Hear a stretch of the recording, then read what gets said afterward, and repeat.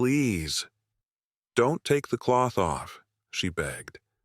But the cowboy did, and was shattered. The hardscrabble plains bled into an endless horizon, a land that promised only loneliness, regret, and a hollow silence. Jonah wasn't tracking a bounty. Those days were over. He was hunting a ghost, the memory of the man he used to be, a man whose gun had been for hire. The truth was a brand on his soul. He hadn't been a lawman, just the muscle for a cattle king who built an empire on innocent graves. A reckoning was long overdue. That's when he saw her, a lone woman beside a broken wagon, Ada. Her eyes held a familiar haunted depth, but it was the cloth that seized his attention. Wrapped tight around her shoulder and neck, it wasn't hiding a simple wound. It was guarding a secret that felt like his own. He knew this kind of trouble often led straight to the bone orchard, but he offered his help anyway. He just had to know what she was hiding, even if the truth was something that would shatter them both. The silence that followed his offer was as vast and empty as the plains themselves. Ada looked at Jonah, her eyes sweeping over him, not with the gratitude of a woman saved, but with the careful assessment of a trapper checking his snares. She saw the worn grip of his holstered Colt, the hard miles etched around his eyes, and the ghost of a violence that clung to him like trail dust. He was danger, but the sun was a hammer, and the wreck of her wagon was a tomb. "I'm headed for Redemption Ridge," she said, her voice a low murmur almost stolen by the wind. "If you're riding that way." It wasn't a question, it was a statement of terms. He gave a curt nod, his own words clipped. "Get what you can carry.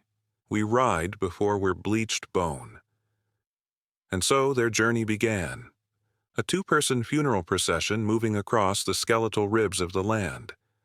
The sun beat down a merciless eye in a brassy sky. For hours, the only sounds were the creak of saddle leather and the soft scuff of Ada's boots in the dust. Jonah rode with a rigid straightness, every muscle coiled. He was acutely aware of her presence behind him, a quiet, breathing accusation. He had spent years running from the ghosts of women he'd wronged, and now, here, one was walking in his shadow. He watched her in the reflection of a canteen's polished tin. He saw the way she walked with a resilience that seemed etched into her very bones, a silent testament to a life that had already weathered its share of storms and found no harbor. But always his eyes were drawn back to the cloth. Clean. White. A flag of surrender on a battlefield he couldn't see. What secrets did it keep? That night the fire was a small, lonely star in an ocean of darkness. The coyote moon hung overhead, pale and knowing. He offered her jerky, which she accepted with a quiet nod. The silence stretched thick with things unsaid. "You travelin' far?" Jonah finally asked, the words rough in his throat. "Far enough," she replied, her gaze fixed on the dancing flames. He pushed a dangerous curiosity gnawing at him. "Runnin' from something." She finally turned her head, and her eyes, dark and deep, pinned him in place. "Aren't we all, Mr. Jonah?" The name felt like a confession. "Ada," she offered, and the exchange felt less like an introduction and more like two ghosts agreeing on a shared haunting. He saw her hand drift unconsciously to the edge of the cloth around her neck, a protective, almost prayerful gesture. The urge to know, to see, to fix it was a physical ache in his chest. This was it, he thought. This was the simple act of grace the heavens had sent him. A broken bird to mend. A chance to wash his hands of the past. "You don't have to hide," he said, his voice softer than he intended. "Not from me." The change was instant and terrifying. The quiet resilience in her eyes shattered, replaced by a raw, hunted panic. She flinched back as if he had struck her, her breath catching in a sharp gasp. The wall she had built around herself slammed shut with the force of a cell door. "Don't," she whispered the word, a sliver of ice. "You don't get to ask that. You don't get to know." She turned away from the fire, her back a rigid wall of rejection, leaving Jonah alone with the crackling flames and the sudden chilling realization that he had not found a simple bird with a broken wing. He had stumbled upon a caged wolf, and the wound she was hiding wasn't his to heal. It was his to fear. The dawn broke gray and bruised, mirroring the mood between them. Ada's rejection had carved a canyon in the air, a space of jagged silence that Jonah did not know how to cross. She walked with a new, deliberate distance, her shoulders tight, her eyes fixed on the horizon as if he no longer existed. He was just a means to an end, a pack mule for her ghosts. Jonah's own soul was a landscape of raw-edged frustration and a strange, aching guilt. He had pushed. He had trespassed. And for what? To satisfy a savior's impulse that felt more like a selfish hunger. He was a man dying of thirst, trying to drink from a poisoned well. The land itself seemed to sense their turmoil. The sky, once a clean, empty blue, began to fill with sullen, purple-bellied clouds that scuttled in from the west. The wind picked up no longer a whisper, but a low, mournful howl. They were walking into the teeth of it. They entered a narrow wash, the canyon walls rising around them like ancient crumbling teeth. A poor place to be caught. A trap. "We need to find high ground." Jonah grunted, his voice swallowed by the rising wind. But it was too late. The sky split open. Rain fell, not in drops, but in solid silver sheets that blurred the world to a churning chaos. The dry, dusty ground turned instantly to a slick, greedy mud, and a low roar began to echo from deeper in the canyon. It was the sound of the earth awakening in a fury, a flash flood. Here Jonah roared over the din, grabbing Ada's arm. He dragged her toward a dark slash in the rock face, a shallow cave, a womb of stone and shadow carved into the cliffside. They scrambled inside just as a wall of churning brown water, thick with debris, and the rage of the storm thundered past where they had stood moments before. They were alive. They were trapped. The world outside was a symphony of destruction. Inside the cave, the air was cold still and charged with an impossible intimacy. They were 2 feet apart, their clothes plastered to their skin, their ragged breaths mingling in the sudden quiet. The storm had stripped away the distance between them, leaving only a raw, shivering vulnerability. Jonah worked with a grim, practiced efficiency, his hands building a small fire from the dry kindling at the back of the cave. The flames caught painting their faces in flickering gold and shadow. He glanced at Ada. She was huddled against the far wall, shivering, her arms wrapped around herself. The white cloth she wore was soaked, clinging to the lines of her shoulder and neck, making it seem less like a bandage and more like a second skin. "You're shaking," he said, his voice low. She didn't answer, her teeth chattering softly. He untied the bedroll from his back, the wool coarse and smelling of horse and trail dust, and held it out to her. For a long moment, she just stared at it, her eyes filled with a deep, weary mistrust. Then, with a slow, reluctant movement, she took it and wrapped it around her shoulders. A fragile truce brokered by the storm. "Thank you," she whispered. The storm raged on, a wild beast clawing at the mouth of their shelter, and in that small pocket of warmth and light, Jonah felt his misguided resolve harden into a terrible certainty. This was a sign, a cleansing, a chance to wash away the silence. He was so close. As the roar of the flood began to subside, replaced by the steady drumming of the rain, he knew his moment was slipping away. "Ada," he began, his voice barely a whisper against the storm. "We almost died out there. Life's too short for secrets that eat you alive." She looked up, her eyes wide with a familiar pleading terror. "Please, Jonah. Some things are better left buried." He took a step closer, the firelight carving deep lines of a desperate, tragic sincerity onto his face. "I ain't afraid of ghosts. I've got more than my share. Let me see. Let me help you carry the weight." He reached for her. His movement was not rough. It was not angry. It was worse.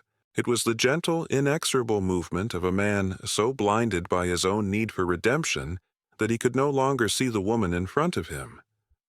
Only the lock he needed to pick. Please, don't, she breathed the words, a final desperate prayer against the inevitable. His fingers found the rain-soaked knot of the cloth. The storm outside held its breath. The fire crackled.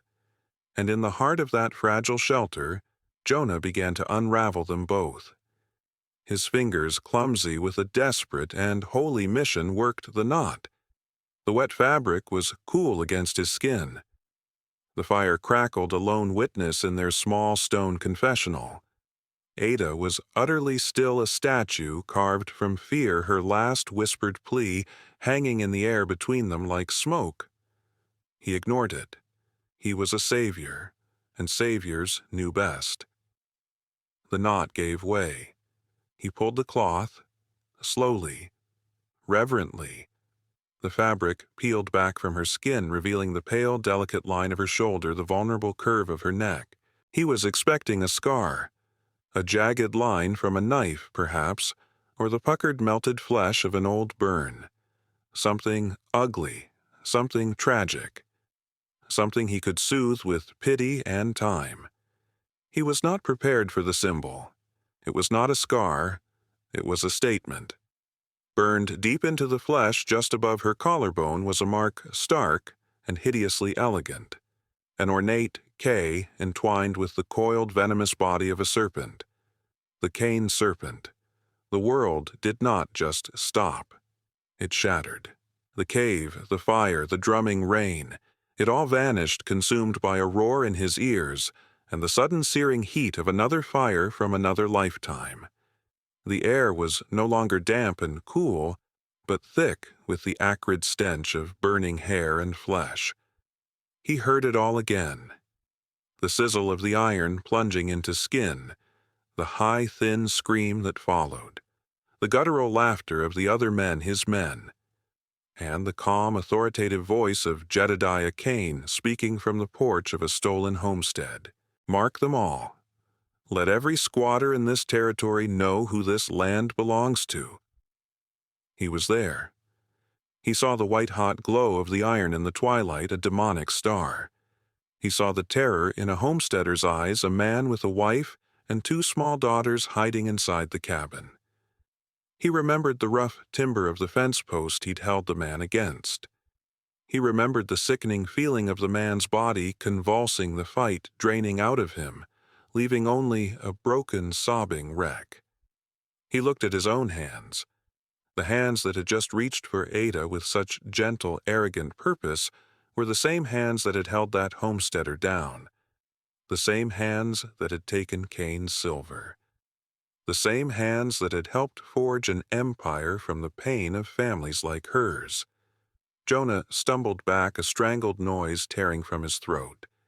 He hit the far wall of the cave, the cold, wet stone a brutal shock against his back. The firelight flickered, and for a horrifying moment the flames cast the shadow of the Cain serpent onto the cave wall, making it writhe and coil around them both.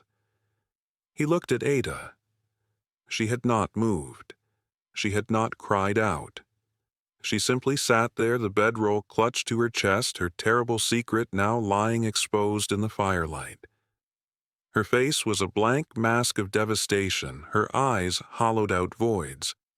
The violation was complete. Her voice, when she spoke, was not a scream or a sob. It was a flat, dead thing, a final nail hammered into the coffin of his soul. I begged you. 3 words. Not an accusation. A simple, irrefutable fact. They struck him with more force than any bullet ever had. Ada, He started the words, turning to ash in his mouth. What could he say? I'm sorry I didn't know he did know. He had just chosen to forget. He had buried the memory so deep he thought it was gone, but she was the ghost it had sent to find him.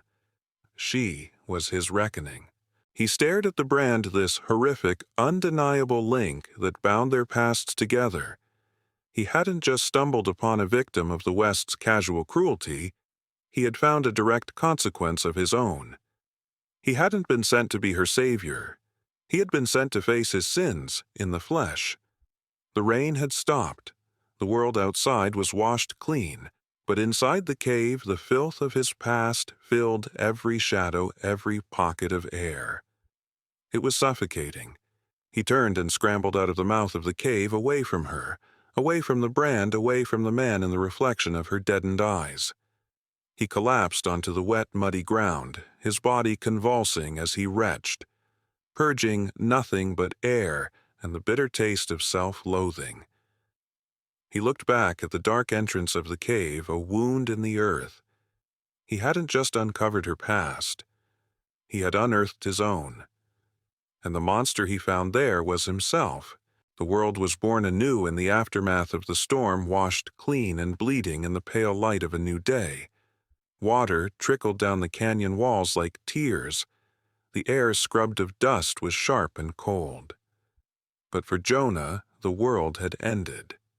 He remained where he had fallen, a heap of broken faith in the slick red mud, the dark mouth of the cave behind him, a silent, accusing eye. He did not move for an hour, or maybe it was a lifetime. Time had become a thick, viscous thing, drowning him in moments he had spent a decade trying to outrun. He saw it all not as a memory, but as a living, breathing present. He saw the flicker of firelight on Cain's satisfied face, heard the lowing of the stolen cattle, felt the weight of the silver coins in his pocket coins that had purchased his silence, his strength, his soul. He had been proud then. Proud of his efficiency, his reputation as a man who got things done. A problem solver for a king in a canvas coat. He solved problems with a 6-gun and a branding iron, leaving behind a trail of whispers and widows. He had called it order. He had called it progress. He had called it a living. He had never once called it by its true name, evil. The mud was cold beneath him, a stark contrast to the fire of shame that burned in his gut. He was a coward, a butcher who had hidden behind a gun and a wage, and the woman in that cave. She was not just a victim. She was the receipt for his sins delivered 20 years late, the walking, breathing proof of the man he truly was. How could he ever face her again? How could he face the sun? He heard a soft footstep behind him. He did not need to turn. He could feel her presence, a sudden shift in the weight of the world. Ada emerged from the cave. The first thing he noticed was the absence of the cloth. She had not retied it. The cruel serpentine brand was bare to the new morning, a declaration of war against the sky, the land, and the man kneeling in the mud before her. She had wrapped the wool bedroll around her shoulders like a queen's mantle, her face pale, but her eyes holding a new, terrible clarity. The hunted animal was gone. In its place was a woman who had survived the worst of the storm, both outside and in, and found herself still standing. She had met the monster from her past, and the monster was him. Jonah could not lift his head. The shame was a physical weight pressing his face toward the earth. Ada, he choked out the name, a shard of glass in his throat. I am sorry. The word was a pathetic puff of air in the vast, clean silence. She was quiet for a long moment. He could hear the drip of water from the rocks, the distant cry of a hawk. When she finally spoke, her voice was not angry. It was not hateful. It was worse. It was calm. My father's name was William, she said. It was not a question. It was a test. He was a farmer. He had 2 daughters. He believed in the law. He said the brand was a mistake, that the law would sort it out. He died in a fire a week later. The law called it an accident.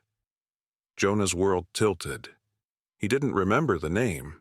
He didn't remember the face. And that was the truest sin of all. His victims had been faceless obstacles, nameless problems to be solved. Her father's life had been a footnote in the ledger of his own damnation. Sorry is the word you use when you tread on a lady's dress. Ada continued, her voice as sharp and clean as new ice. It is not the word you use for a life, for a family, for this. She did not need to gesture. The brand on her skin seemed to pulse in the cool morning air, a beacon of his guilt. He finally forced himself to look up at her to meet her gaze. He owed her that much. He saw no hint of forgiveness in her eyes, no path to redemption. He saw only a vast, empty space where a life used to be. And he knew with a certainty that froze his soul that his own salvation was a fool's dream. It had never been about him. It could never be about him again. The knowledge was strangely liberating. The crushing weight of his own soul no longer mattered. All that mattered was the debt. Slowly, painfully, he rose to his feet. The man who had been paralyzed by guilt was gone, burned away by the acid of the truth. In his place was something else, something colder, something with a singular, terrible purpose. He was no longer a man seeking redemption. He was a weapon waiting to be aimed. He walked past her without a word, his movements stiff but deliberate. He retrieved his gun belt, checking the weight of the Colt, the feel of the worn leather, a familiar and ugly comfort. He checked the action, the cylinders, his hands moving with an old, grim muscle memory. Ada watched him, her expression unreadable, her silence a heavy cloak. She did not ask what he was doing. She did not need to.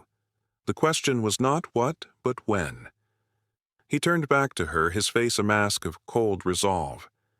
The chasm between them was absolute, but for the first time they were looking in the same direction.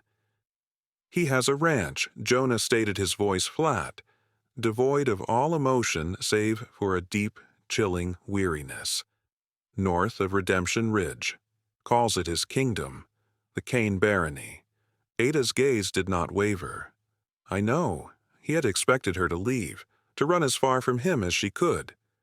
It is what he would have done. But she did not move. She stood her ground, the morning sun glinting off the horrific mark on her skin. She was not running anymore. This ain't your fight. He said the words a lie even as he spoke them. You made it my fight when you took off the cloth, she replied, her logic unassailable. Now I will see it end. She did not offer him help. She did not offer him partnership. She simply fell into step beside him as he began the long walk out of the canyon. Their new alliance was not forged in trust or affection.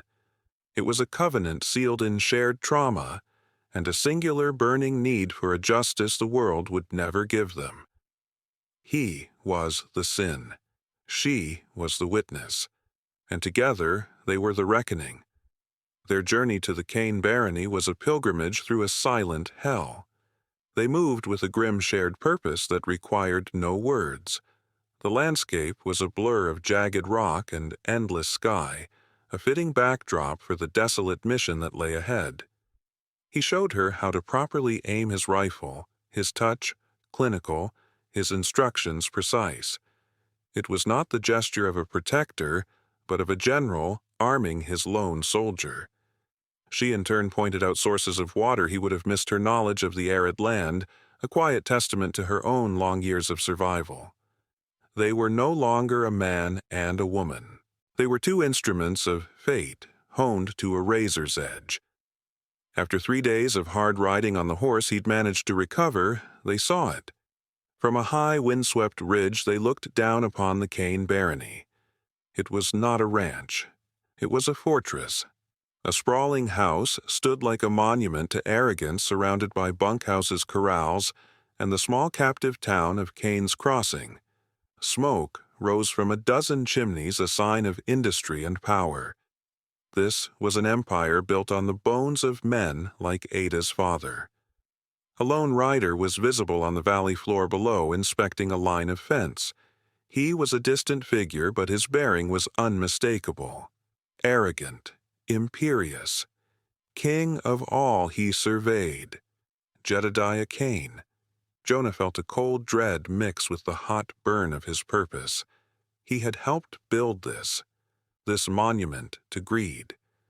He turned to Ada, who stood beside him, her face unreadable in the long shadows of the late afternoon.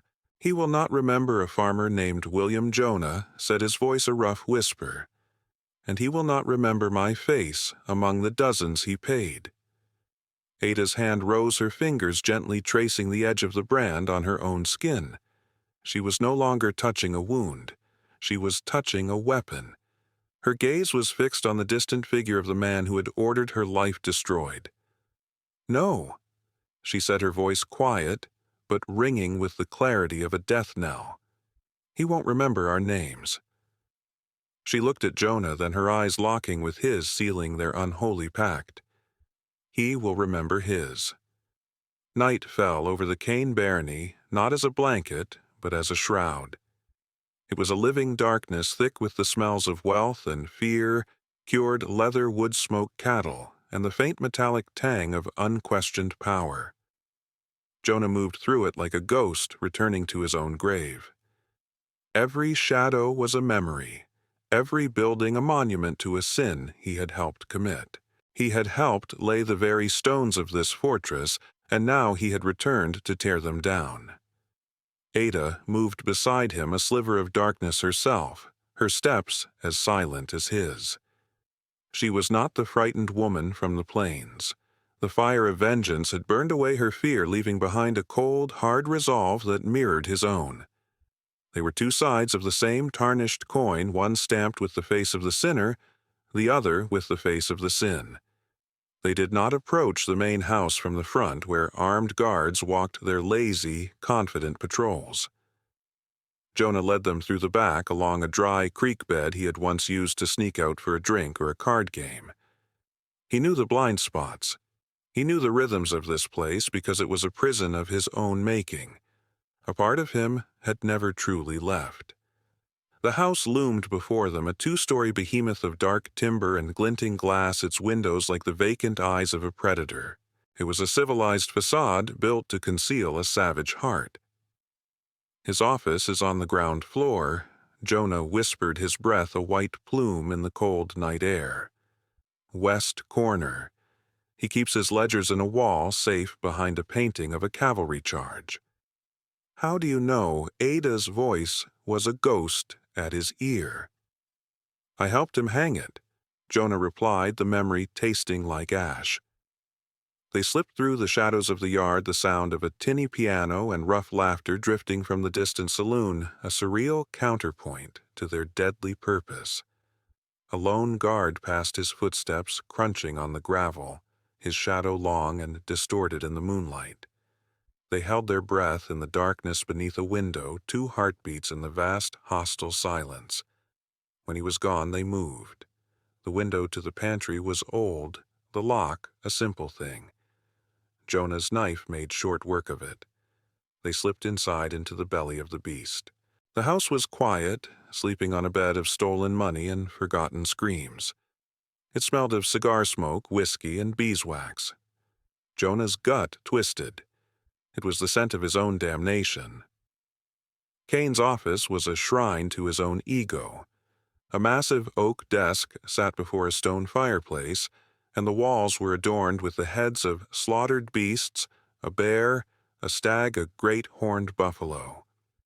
On the west wall, just as Jonah remembered, hung the painting, a glorious, chaotic scene of blue-coated soldiers charging through a storm of smoke and fire.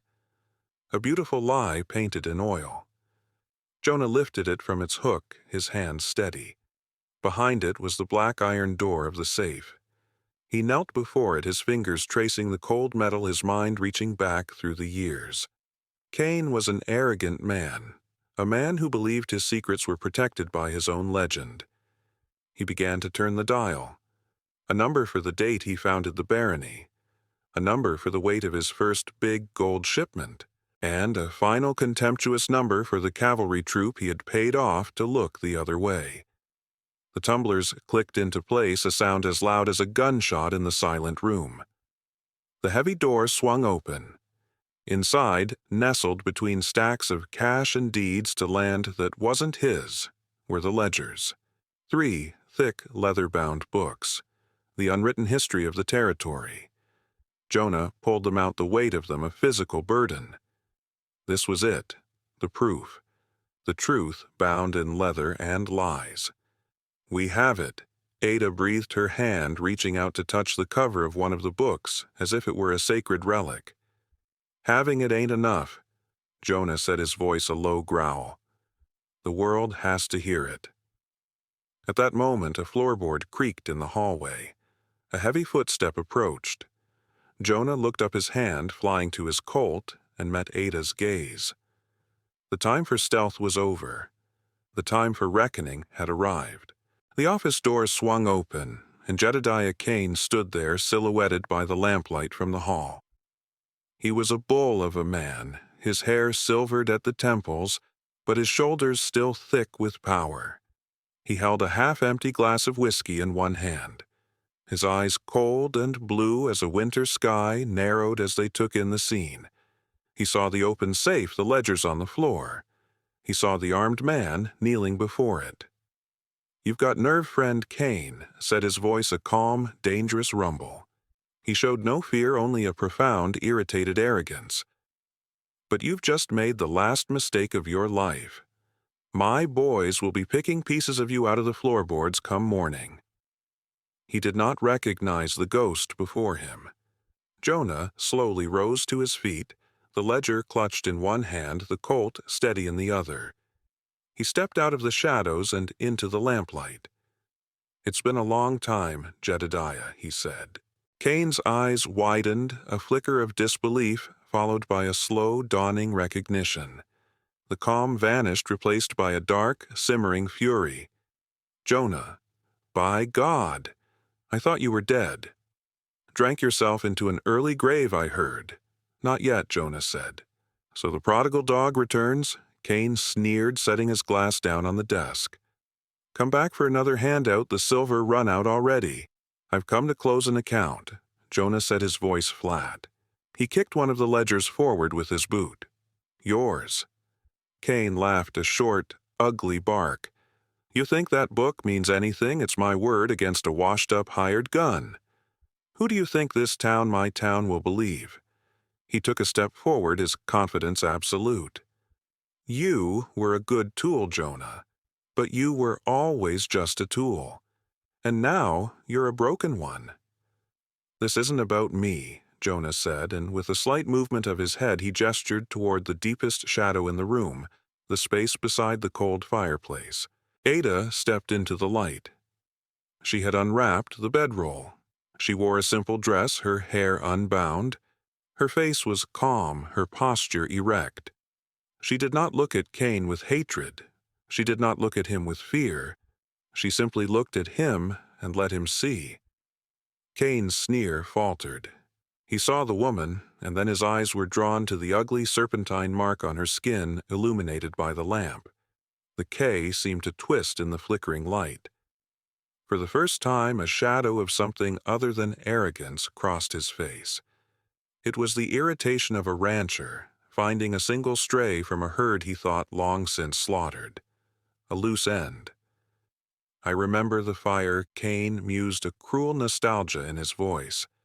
"The farmer, William, stubborn fool, should have taken my offer."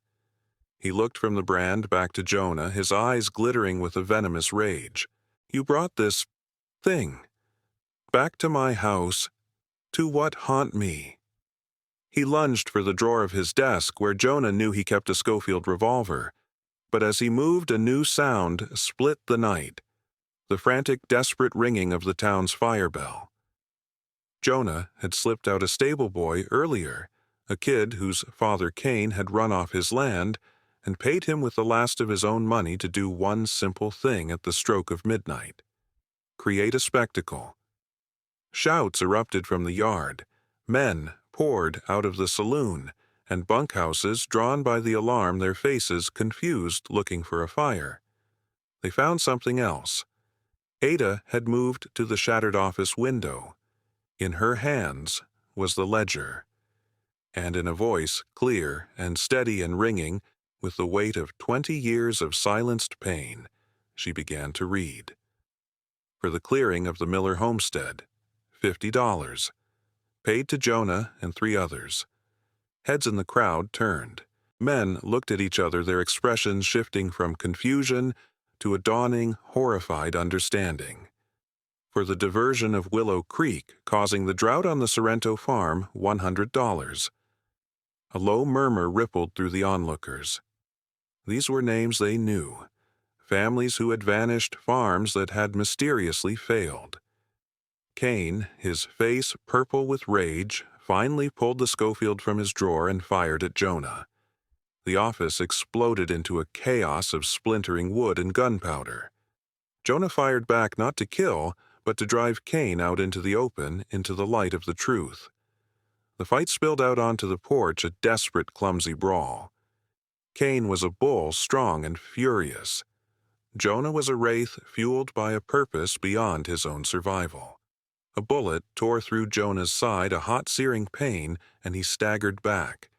But Ada's voice never faltered, a clear, damning testament rising above the chaos.